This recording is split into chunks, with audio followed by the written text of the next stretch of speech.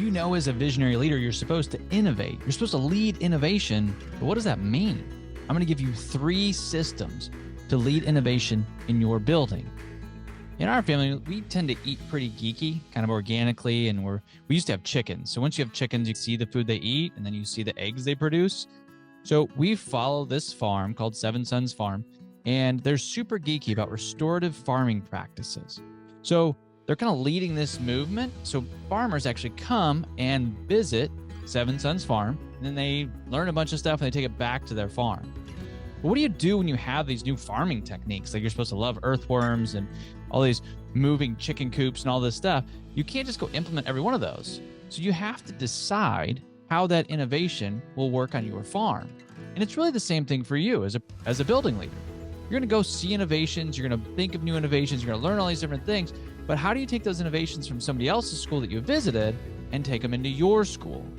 I'm going to give you 3 systems that can lead innovation in your building.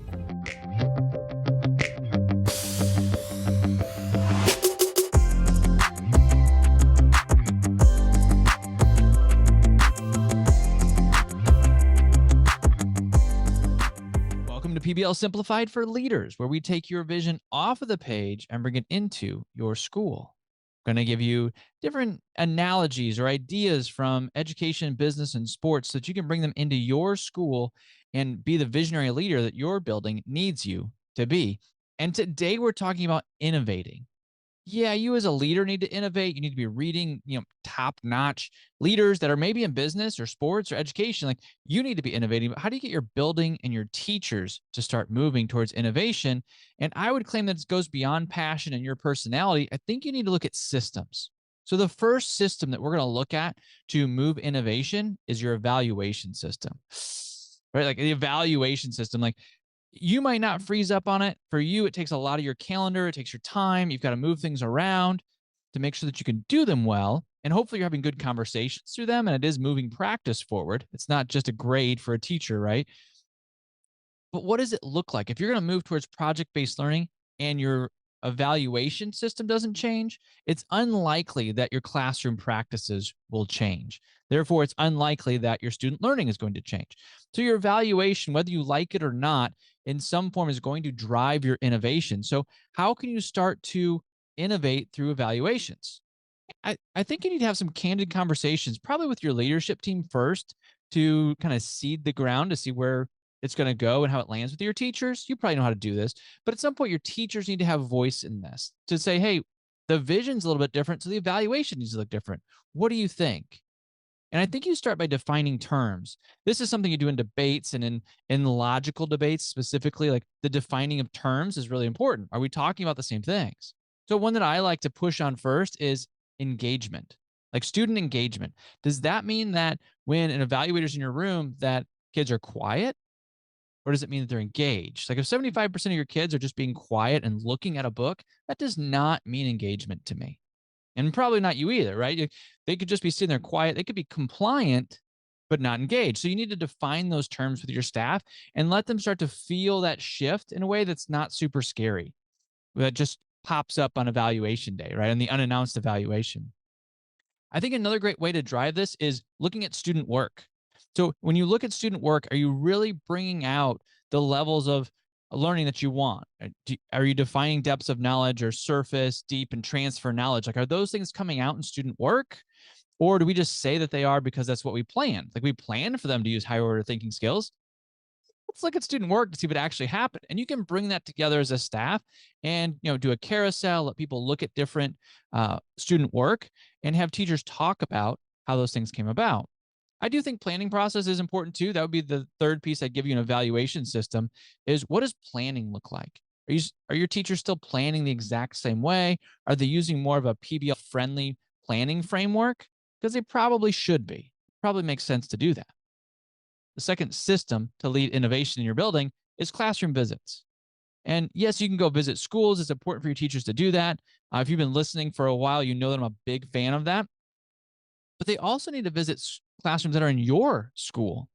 And they need to see what teachers around them are doing. And that's often a bigger driver of behavior and innovation than even going to another school. It's like, oh, if somebody's doing that next door, maybe I should be doing that too.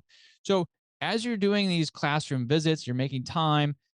What's the look for? What am I looking for? And even just the creation of a look for can help teachers start to think about, would you see this in my classroom today? Uh, but I also said time, didn't I? And you probably balked at that a little bit. Well, I can't get a sub. There's no time for that. Well, my friends at Better Teaching, you go to betterteaching.com, they have this idea called a tag out. And I love it. I think it makes sense. It takes some planning, but the idea is that you, as a building leader, you go and tag out the teacher for a period of time and they go visit another teacher. So if there's an entry event happening down the hall, and you've got a teacher that you're trying to move towards project-based learning, and maybe they're a little hesitant, they want to see it in action, you can say, well, you know what? When's a good time for me to tag you out? Like Wednesday will be an entry event right down the hall. Can I tag you out?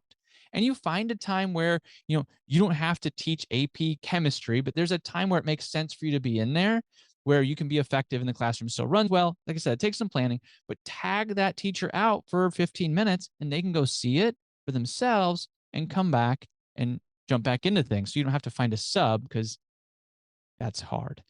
The third system that you can start to innovate is in the classroom, right? Like that's where we want it to end up, but you're going to take these systems and they're going to drive towards classroom innovation. So we also need to look in the classroom. Like, how are you going to encourage classroom innovation? Where are your teachers making true changes in their practice? And I'll give you three within this bucket. One is community partners. Are you bringing in community partners? And you can do that without being full-blown project-based learning. It's a cornerstone of PBL. But if you're going to ooch into this, if you're going to make some small steps into project-based learning, you can bring a community partner into a traditional PBL, a traditional project. And a community partner could introduce it, or they could listen to presentations. The second place is student voice. Where can your teachers start to give a little bit of voice? They can try some things at their own level. Like, don't give the kids the keys to your car, but start to make a shift. And then also looking at student learning, which I kind of talked about in the evaluation phase, but let's look at some student work and see if we're making some of those changes. And you can start to encourage those changes out loud. Like, it comes out in maybe your weekly email or in a staff meeting, you recognize somebody for making one of these shifts.